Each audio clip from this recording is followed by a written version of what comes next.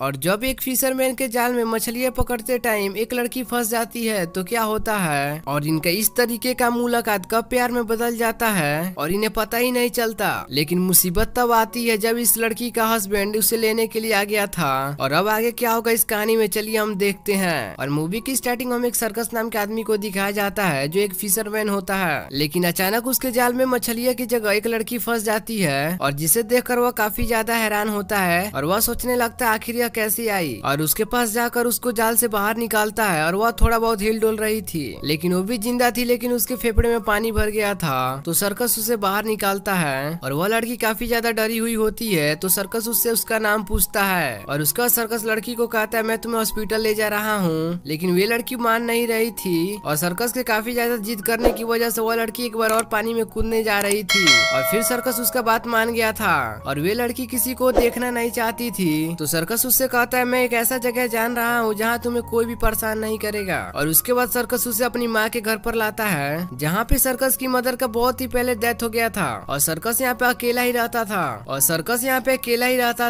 और सर्कस अपना लंच उसे दे देता है और वह जरा सा लेट हो गया था और उसे अपने बेटी को भी डॉक्टर के पास ले जाना था और इसीलिए वह यहाँ से चला जाता है। और उसकी वाइफ मोरा और उसका डिवोर्स हो चुका है, लेकिन उनकी एक बेटी है जिनका नाम एनी है। लेकिन एनी का एक किडनी खराब है और उसे ट्रांसप्लांट की जरूरत थी, लेकिन जब तक उसका मैच नहीं मिल जाता तब तक उसे डायलिसिस कराना पड़ेगा। और इसीलिए सर्कस उसे आज डॉक्टर के पास ले जा रहा था और वह जरा सा लेट हो गया था, इसीलिए वह डॉक्टर से नहीं मिल पाता। लेकिन फिर भी वह लोग डायलिसिस कर लेते हैं। और इस प्रोसेस के दौरान एनी अपने फादर से कहती है तुम मुझे एक स्टोरी सुनाओ। और वह कहानी सुनाते टाइम कहता है कि एक मछुआरा होता है और उसके जाल में एक खूबसूरत लड़की फंसती है। और एनी को लगता है कि सर्कस सिली की बात कर रहा है। दरअसल सिल्की बच्चों की नॉवल की एक कैरेक्टर होती है जो समुद्र में एक सिलिकॉट से आई थी और उसको कोई जमीन पर गाड़ दे तो वह 7 सालों तक जिंदा रह सकती है। और एनी सर्कस के कहानी पर यकीन कर लेती है और अगले दिन सर्कस उस लड़की को देखने के लिए जाता है। और वे लड़की अभी भी उस घर में है या नहीं, लेकिन अभी भी वह लड़की यहीं पर होती है। और सर्कस लड़की से मिलने के बाद मछलियां पकड़ने के लिए जाता है तो वे लड़की भी उसके साथ जाने के लिए जिद करती है। तो सर्कस इसकी बातें पर कहता है कि वहाँ पे बहुत सारे लोग होंगे। तो वे लड़की वहाँ पे कहती है कि लोग होंगे तो मैं वहाँ पे छिप जाऊंगी। और वे लोग वहाँ पे मछलियां पकड़ने के लिए जाते हैं। तो सर्कस उससे नाम पूछता है। तो वे लड़की कहती है सर्कस से कि तुम मुझे ऑनलाइन कर बुला सकते हो। और ये भी नाम एक नोबल के कैरेक्टर का होता है। और उसके बाद सर्कस समुद्र में जाल फेंकता है तो ऑनलाइन गाना गाने लगती है। तो इस बार सर्कस के जाल में बहुत सारी कीमती मछलियां फंसती हैं। तो सर्कस को लगता है कि यह सब सिर्फ ऑनलाइन के गाने की वजह से हुआ है। और यह सब देखकर सर्कस काफी ज्यादा खुश हो जाता है। और उसका सर्कस कहता है कि मैं जब भी मछलियां पकड़ने आऊंगा तो तुम मेरे साथ आना और मैं जितने में भी यह मछलियां बेचूंगा उसका आधा हिस्सा मैं तुम्हें दूंगा। और उसकी बातें सुनकर वह लड़की कहती है और मुझे किसी से भी नहीं मिलना है, मुझे सिर्फ तुम्ही से मिलकर अच्छा लगता है। मछलियां बेचकर ऑनलाइन के लिए बहुत सारे कपड़े खरीदता है और कपड़ा लेने के बाद ऑनलाइन सर्कस को किस करती है और यही बात भी पूछती है कि मैं यहाँ पे कितने दिन तक रह सकती हूँ। तो सर्कस कहता है कि मैं तो यहाँ से चाहता ही नहीं हूँ कि तुम जाओ। और यह बात सुनकर ऑनलाइन को काफी ज्यादा अच्छा लगता है। और अगले सीन में हमें एक अनजान आदमी को दिखाया जाता है जो ऑनलाइन का ही तलाश कर रहा था। और सर्कस की कहानी सुनने के बाद एनी को थोड़ा सा अजीब लगता है तो वह थोड़ा सा इसके बारे में रिसर्च करने लगती है और इसीलिए वह लाइब्रेरी से बहुत सारी बुक पढ़ती है। और वह एक दिन ऑनलाइन को भी देख लेती है और उसे यकीन हो जाता है कि उसके पिता उसे सच्ची कहानी सुना रहे थे। और एनी को लगता है कि ऑनलाइन के पास कोई मैजिकल पावर होंगे जो उसे ठीक कर सकते हैं। लेकिन ऑनलाइन उसकी बातें सुनती है लेकिन कुछ नहीं बोलती। और एक बार फिर से सर्कस ऑनलाइन को मछलियां पकड़ने के लिए ले जाता है और उसे वह यकीन दिलाता है कि उसे यहाँ पर कोई भी नहीं देखेगा। और सर्कस उसे बोट भी चलाना सिखाता है। और सर्कस ऑनलाइन को थोड़ा सा पसंद करने लगा था और ऑनलाइन भी सर्कस को पसंद करने लगी थी। और हमेशा की तरह ऑनलाइन फिर से गाना गाती है और सर्कस को काफी ढेर सारी मछलियां मिल जाती हैं। और सर्कस का टाउन काफी ज्यादा छोटा होता है, इसलिए सर्कस बोलता है कि तुम्हें यहाँ पर छिप कर रहना नहीं चाहिए क्योंकि यह टाउन इतना ज्यादा छोटा है कि तुम्हारे बारे में कभी न कभी लोगों को पता लग ही जाएगा। और अब यह बात सुनने के बाद ऑनलाइन लोगों के सामने आ जाती है। और फिर एक दिन जब वो एनी के साथ पानी में नहा रही होती है तो उसे पानी से कुछ मिलता है तो उसे लगता है कि यह ऑनलाइन का शायद सिलिकोट है। तो ऑनलाइन एनी से कहती है कि तुम इसे जमीन में गाड़ दो कि तुम यहाँ पे जमीन पे 7 साल तक जिंदा रह सकती हो। और एनी को अभी भी ऐसा लग रहा था कि पानी से आई हुई कोई जादुई लड़की है। और अब एनी भी ऑनलाइन की बात मानकर उस सिलिकोट को जमीन में गाड़ देती है। और अब एनी एक दिन ऑनलाइन से कहती है और अगर तुम सिल्की हो तो तुम मुझे ठीक कर दो ताकि मैं चल सकूं। हूँ, लेकिन ऑनडाइन कहती है कि मैं कोई सिल्की नहीं हूँ। और अब उसे गलत साबित करने के लिए एनी पानी में कूद जाती है, लेकिन ऑनडाइन उसे बचा लेती है और उसके बाद ऑनडाइन घर पे आ जाती है, जहाँ पे सर्कस और ऑनडाइन एक दूसरे के काफी ज्यादा करीब आ जाते हैं और यहाँ पे यह दोनों इंटीमेट हो जाते हैं। और अब वह अनजान आदमी सर्कस से ऑनडाइन के बारे में पूछता है, लेकिन सर्कस उसे कुछ नहीं बताता और इसीलिए वह आदमी ऑनडाइन को ढूंढते हुए उसके घर तक चला जाता है। और यह देखकर ऑनडाइन वहाँ से भाग जाती है और वह एक जगह पे जाकर छिप जाती है। और जब वह सुबह में सर्कस ऑनडाइन के पास आता है तो वह घर में नहीं होती और उसे ढूंढते वह एक नाले के पास जाता है, जहाँ पे ऑनडाइन छिप कर बैठी हुई थी। और ऑनडाइन सर्कस से कहती है कि मेरा हस्बैंड मुझे यहाँ तक ढूंढते हुए चला आया है और अगर मेरे पास पावर होती तो मैं एनी को ठीक कर देती। और अब अगले दिन सर्कस की वाइफ मोरा वो अपने हस्बैंड के साथ नशे में ड्राइव कर रही होती है और सामने से ऑनडाइन का भी पति स्पीड में आता है और ऐसे में वह दोनों कार्स का एक्सीडेंट हो जाता है, जहाँ पे सर्कस की पत्नी मोरा